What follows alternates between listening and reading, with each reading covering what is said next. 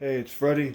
I just wanted to do a quick video on a oil leak. I got a 2010 Chevy Aveo 5 LT. I got this car with a oil leak. Let me turn the camera around here. All right, so this is the car. It had a pretty good steady oil leak coming from underneath. It made a mess everywhere.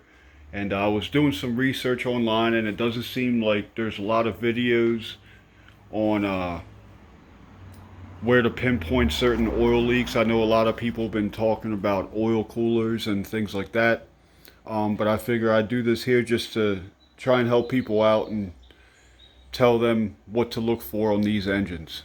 So this is a 2010 Chevy Aveo 5 LT. It is a 5-speed manual transmission with a 1.6 liter ecotec engine.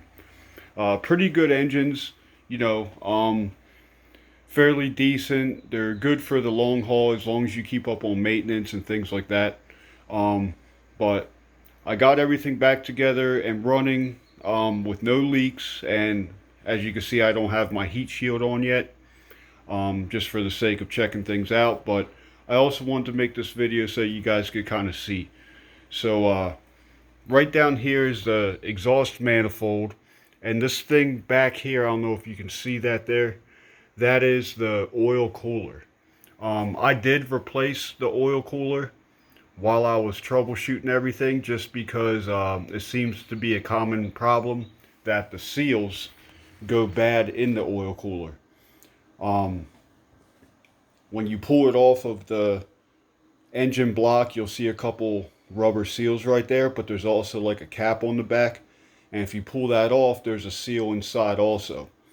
Unfortunately, because of where it's located behind the exhaust manifold, all the heat, those seals go bad. So you know, they get hard, and they don't do their job sealing properly, and allows a lot of just causes a big mess. So either way, I was troubleshooting. I replaced the oil cooler, which is what I initially thought was the problem. And the problem continued. I even ran this thing without the exhaust manifold on just to try and see where it was coming from. And I could see it dripping from underneath, but I couldn't find where it was coming from. And then I did. So right here is your exhaust manifold, your oil cooler. This is your thermostat housing right here. Back here there is a old switch, or a little switch, that is your oil pressure switch. Now those switches, they can go bad. It's just real small electrical connector plug, single plug that plugs into the front of it, and mine went bad, so when I unplugged it, it was actually leaking oil from inside the switch.